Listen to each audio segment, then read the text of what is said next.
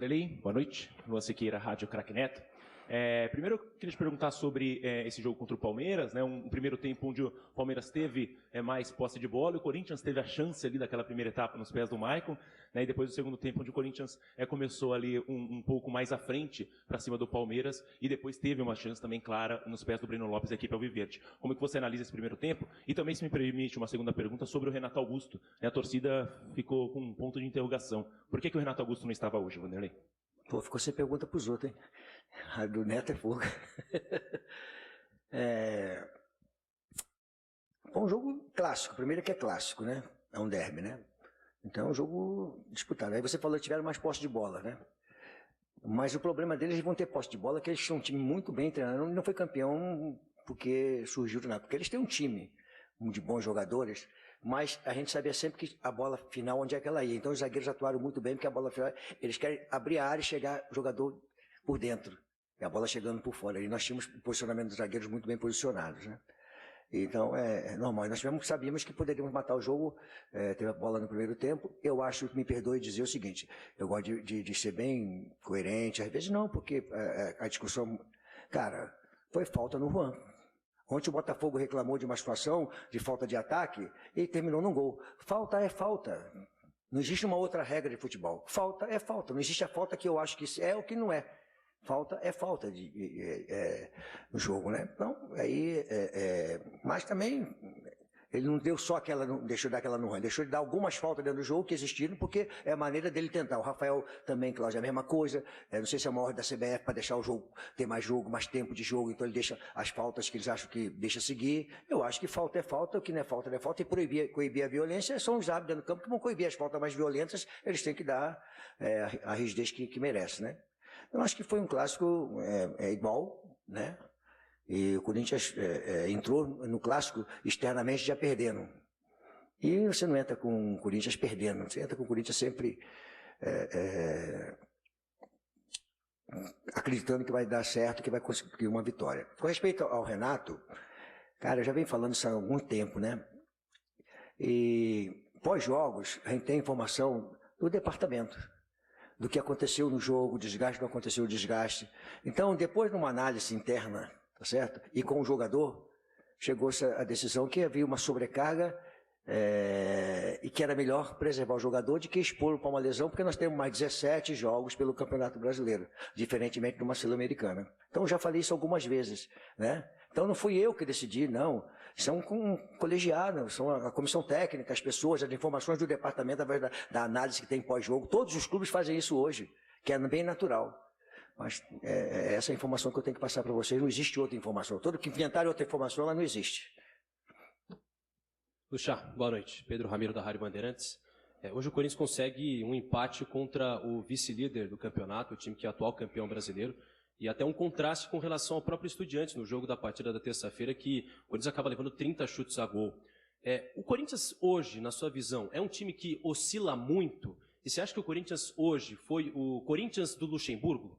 Não.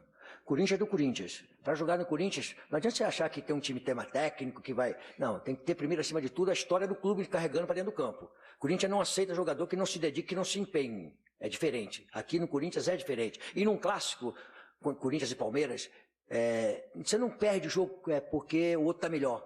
Essa é a história do clássico, Corinthians e Palmeiras, do derby.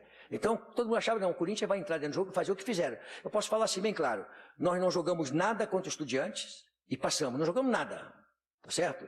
Mas a trave estava do nosso lado. Nós temos alguma culpa da trave estar do nosso lado, nós temos passado? Nós passamos, entendeu? Então, chutaram 30 bolas no gol. Pô, a trave estava lá em algumas delas para nós. E aí? Tem alguma coisa que diz que é proibido acontecer isso no futebol? Agora, nós não jogamos absolutamente nada no jogo contra não jogamos nada contra o São Paulo no primeiro tempo, jogamos no segundo tempo. Então, deixamos de fazer alguma coisa. Então, você pega algumas coisas que você tem referências do jogo. Contra o Flamengo, contra o Atlético Mineiro lá em Minas, contra o Atlético Mineiro aqui. Algumas coisas que você vai... Mas é um time que nós estamos aí ainda ajustando, muitas coisas acontecendo. Então, eu fiquei satisfeito pela maneira como eles entenderam hoje o que é ser o Corinthians, que é jogar no Corinthians. E jogar um clássico onde não existe o favorito, a não ser teoricamente em função do momento de um clube ou momento do outro. Mas dentro do campo não existe favoritismo. Vanderlei aqui, boa noite, tudo bem? me pareceu um Corinthians um tanto quanto sem criatividade. E o seu jogador, a cabeça pensante, seu melhor jogador, o seu cara mais criador estava na numerada. Estava assistindo o jogo de fora. E houve aquele problema, ele foi um pivô ali daquela divergência sua e do Maziotti antes do Goiás. Ele entra 21 minutos contra o Goiás, fica no Estudiantes em campo, mas claramente ali sem conseguir jogar o jogo dele, e hoje o torcedor vem para o estádio, está assistindo pela TV e o seu melhor jogador não está no campo.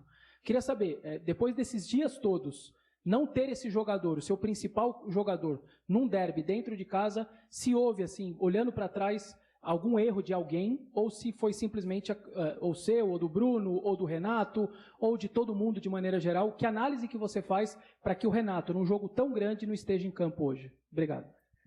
Camarada, é complicado, né? Deixa eu te responder com um pouco de paciência que permite, né? Quem disse que eu estou sem falar com o Bruno Maziotti ou que eu tenho algum problema com o Bruno Maziotti? Quem falou para você? Quem disse isso? Alguém falou isso?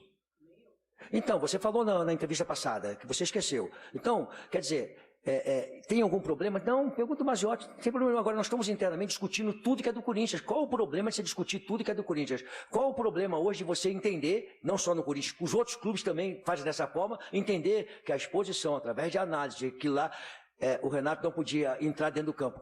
Que culpa que você quer colocar para alguém? Não existe culpa para ninguém. Acho que a nossa atuação ela foi inteligente de nós termos mais tantos jogos pela frente e preservar um jogador, elenco. Então, quer dizer, buscar alguma coisa, crucificar ou crucificar fulano, ou Beltano, ou departamento desse, ou departamento daquilo, porque o Renato ficou fora, não é um pouco demais, cara? Acho que a gente tem um pouco de discernimento, de entendimento, de procurar as coisas com coerência, para poder buscar uma razão, lógica. Eu não tenho nenhum problema com o Bruno, a discussão interna, ela existe, não tem um conteúdo, é discussão de trabalho, tá certo? Então, quer dizer, é como se no Corinthians fosse proibido ter alguma coisa que é isso, aquilo outro, e vão matar quem? Não tem que matar ninguém. O Renato estava na arquibancada, eu gostaria, você gostaria, a torcida do Corinthians gostaria, todos nós gostaríamos, mas infelizmente não deu, porque nós, a coisa toda, o Renato em consenso, entendeu que ele foi para jogar contra o Estudiante, foi contra o Goiás, tudo aquela necessidade ali, tá certo? De preservá-lo, de fazer aquilo, de fazer tudo, no momento certo, ele calhou de hoje não ter que jogar, cara. E aí? Quem é que vai morrer hoje? Ninguém, cara. Foi todo um trabalho interno de comissão técnica de Corinthians, pelos departamentos que ele colocou à disposição de nós e os profissionais de capacidade que tem lá. Vanderlei, boa noite. Marco Belo, Rádio Transamérica. Vanderlei, a pressão sempre existe sobre o treinador. Acho que desde que você começou na carreira você sofre com isso. Mas a pressão, especificamente agora, aumentou demais depois da partida contra o Estudiantes, que você já citou, e depois da coletiva, que muita gente entendeu que a entrevista coletiva não definiu o que foi o jogo. Uma coisa foi o jogo, a outra coletiva. E eu queria saber, com essa pressão aumentada, se você fica nervoso, se atrapalha o seu trabalho, ou se você não liga para isso, se você leva de boa. Como é que você lida com essa pressão quando ela é aumentada por causa de um jogo e, repito, de uma entrevista coletiva? Cara, não nada, com tanto tempo de janela, né? Cara, dentro do Campeonato Brasileiro, dentro da nossa cultura, quem é que nós vamos execrar a cada clássico, ou a cada derrota, ou a cada... Quem é que vai ser execrado? Que treinador que vai sair? Quem é que vai ser a bola da vez? É assim no futebol brasileiro, ou não é no futebol brasileiro assim? Então, a bola da vez foi quem? Tá certo? Agora, só um comentário. Aonde vocês viram a minha palestra, tá certo? Em que eu defini que o Renato seria um centroavante. Em momento algum eu defini lá atrás que o Renato seria um centroavante. Quem viu minha palestra, eu jogaria com 2 caras de lado e 4 no meio, com 2 meias mais por dentro ali, porque eu sabia que eles iam jogar por dentro. Onde é que eu defini o Renato como falso centroavante? Em momento algum da minha palestra. Com os jogadores. Você pode perguntar para os jogadores. Então, em momento algum, mas foi analisado como se eu tivesse definido que o Renato ia ser um falso centroavante. No jogo aqui, tá certo? Eu fiz uma situação dessa, porque tinha um complemento. Lá eu não fiz nada disso, do que as pessoas falaram. Mas, cara, nós não jogamos nada. Tomamos um gol com 54 segundos de jogo. Que estratégia que dá certo com 54 de jogo, você tomar segundo de jogo, você tomar um gol? Tá, aí você vai falar assim, cara, contra São Paulo eu falei o seguinte... Se nós tivéssemos perdido de 1-0 no primeiro tempo, seria um emocional diferente. Onde é que eu falei que eu queria perder de 1-0? Quem é que entra em campo para perder jogo? Ninguém entra. Mas se nós tivéssemos perdido para o São Paulo de 1-0, não era um jogo que talvez pudesse ser diferente, como foi lá? O segundo tempo, que eles tinham assim, pô, se o Corinthians fizer um gol, acabou para nós. A gente tem que sair, mas já com a intensidade que foi. Então, cara, as entrevistas acontecem, as análises externas é que vem a pressão todinha. Quem é que vai ser crucificado por alguma coisa que aconteceu dentro do jogo? Vai ser quem? Quem é que vai ser mandado embora? Quem é que vai tomar pancada? Quem é que vai ser... foi o jogador que falhou, foi o outro que não sei o quê. É assim o futebol brasileiro, não vai mudar muito, cara. Eu não vou conseguir mudar. Luxemburgo aqui, boa noite, Guilherme Pradella da Rádio CBN. Eu queria falar do sistema defensivo e do sistema ofensivo. Do defensivo, de um jogador especificamente, mas aí não é para generalizar em cima dele, mas a gente viu que o Lucas Veríssimo hoje teve uma partida muito boa e parece que entra na vaga do Murilo, que era titular, e parece que está dando conta do recado. Queria que você fizesse uma análise sobre o desempenho do Lucas Veríssimo num clássico, que sempre é um nível de atuação mais complicado, e sobre o sistema ofensivo. E aí não quero individualizar no nome de um jogador, mas o Corinthians, desde aquele jogo contra o Coritiba, se não me engano, teve 6 partidas e marcou 2 gols. Você está tendo que tipo de dificuldades para fazer o time marcar mais gols? É verdade que teve 2 jogos de mata-mata, que também é um tipo de jogo diferente, mas ofensivamente, que soluções você está buscando para o time voltar a fazer gols? Camarada, toda vez que eu estou chegando aqui numa coletiva, está sempre faltando alguma coisa para o Corinthians. Se não tivesse não faltando alguma coisa, nós estaríamos liderando a competição, seria diferente. Não é verdade? Então, cara, está sempre faltando alguma coisa. O Lucas, eu já disse o seguinte, quando saiu a venda do Murilo, eu falei que nós tínhamos 5 bons zagueiros. Com a saída do Murilo, nós ficamos com 4 bons zagueiros. Eu nunca descartei a contratação do Lucas Veríssimo como uma contratação muito boa para o Corinthians.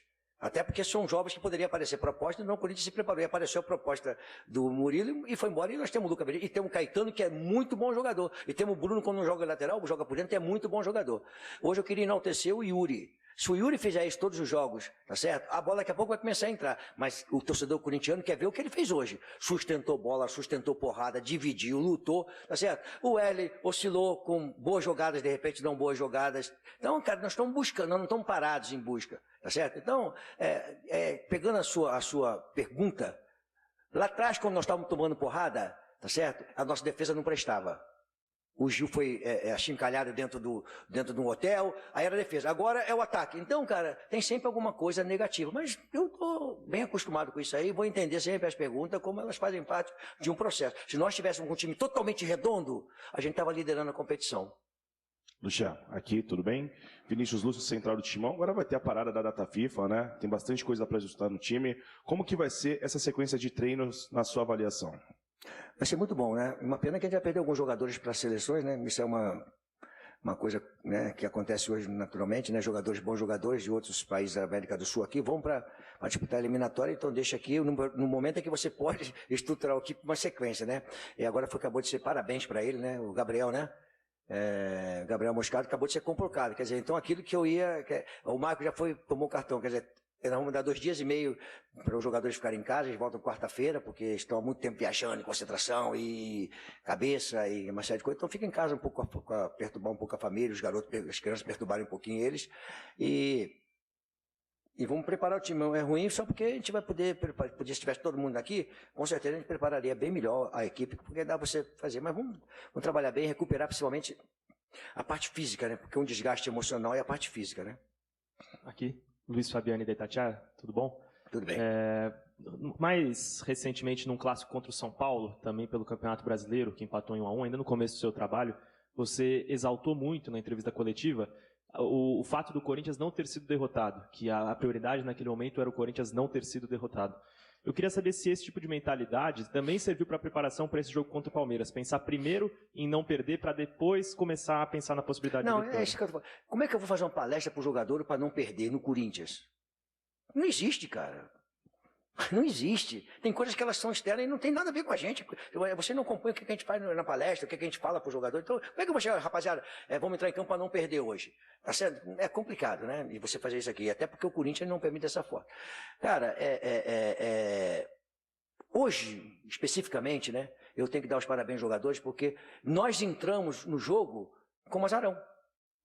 Essa é a grande verdade. Antes de começar o jogo, nós estávamos lá dentro para saber quanto é que seria o jogo. Um deram goleada disso, goleada daquilo, outro aqui que não sei o quê. Esqueceu que é o Corinthians e o Palmeiras, mesmo vendo um mau momento, é assim, e o Corinthians vendo um bom momento. E ao contrário, o Corinthians vendo um mau momento e o Palmeiras... É assim um derby, entendeu? Então deram antes. Então eu não caminho para isso. Eu não entrei em campo. Agora, se você considerar um empate normal entre Palmeiras e Corinthians, ou Corinthians e São Paulo, eu não vejo nenhum problema. É um resultado bem normal. Opa, Vanderlei, tudo bem? Yuri Medeiros, da Gazeta Esportiva. Vanderlei, o Corinthians, isso até antes de você assumir o time, muitas vezes era um time criticado por não fazer falta tática. Né, o adversário tinha muita chance de contragolpe, ninguém parava a jogada, muitas vezes a jogada terminava em gol. Acho que, se eu não me engano, até o gol contra o Cruzeiro é mais ou menos um lance assim, quando eles tentam fazer a falta e não consegue. Hoje o Corinthians fez algumas faltas táticas.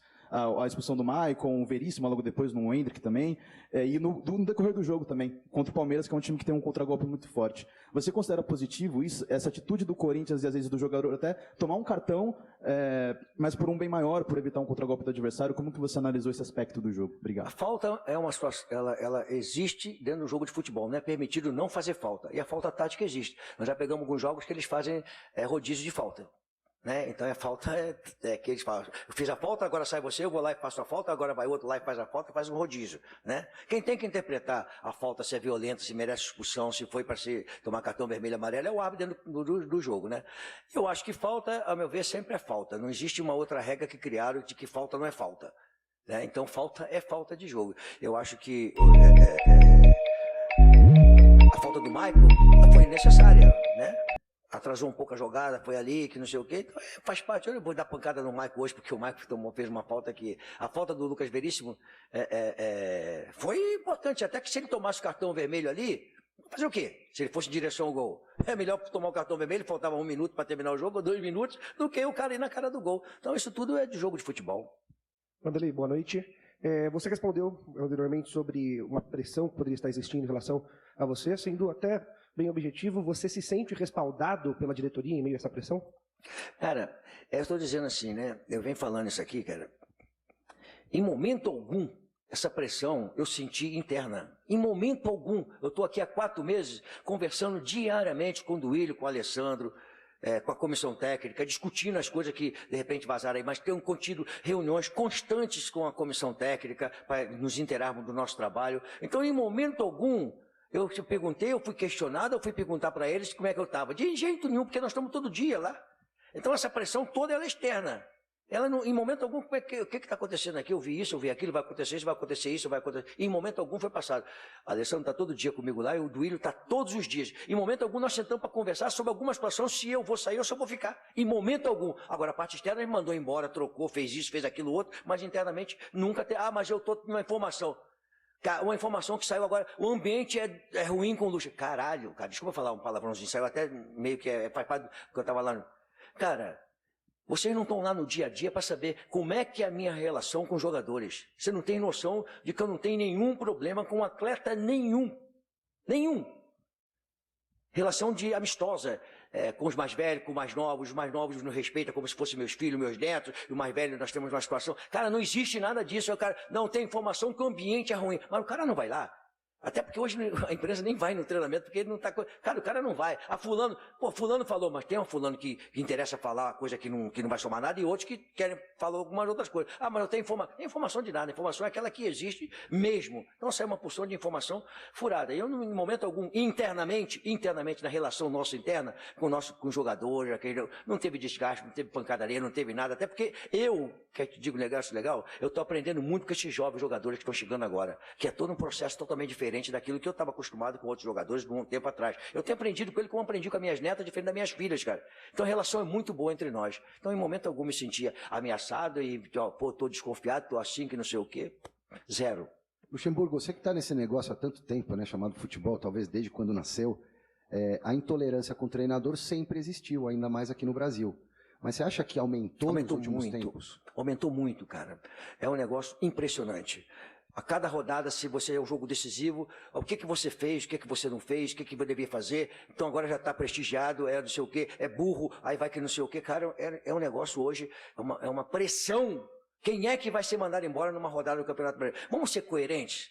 Quantos times do Campeonato Brasileiro? São 20, não são? Disputa na primeira divisão, segunda divisão. Quantos vocês acham que vão disputar o título? Olha só uma pergunta que eu vou fazer para você. Quantos vocês acham que vão disputar o título? Quantos vocês acham que vão chegar na Libertadores? Quantos vocês acham? Aí manda embora porque o cara está perto da zona de rebaixamento. Mas, cara, ele tem time para poder sair dali?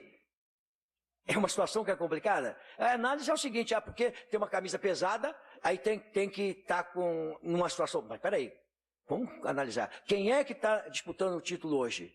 Quais são as equipes que começam o Campeonato Brasileiro, dá um start assim, quem vai disputar o título, quem vai disputar a Copa de Libertadores, quem vai chegar aqui, quem é que vai disputar a parte de baixo. Essa é a competição, mas aí a pancada vem, é o seguinte, acho que aquele time ali devia estar, mas será que ele deveria estar? Tá certo? Eu gostaria, sinceramente, de estar com o Corinthians. Eu cheguei aqui, nós pegamos o Corinthians, né? Senão eu não estaria aqui. Se o Corinthians estivesse na liderança da competição lá atrás, eu não estaria aqui. Não teria por que trocar. Trocar eu peguei e nós começamos a trabalhar. Muita porrada. Nós começamos a nos reencontrarmos aí com as situações. Tá certo? E eu falei até antes de começar o jogo hoje, se nós tivéssemos ganho o derby hoje e fizéssemos a pontuação, o número de jogos, de 6 pontos, eu chegaríamos a 31 pontos. Sabe quanto é que nós estaríamos igualando o número de rodadas? Na 7ª ou 8ª posição. Essa seria a posição que nós estaríamos hoje. Mas o Si não joga, né?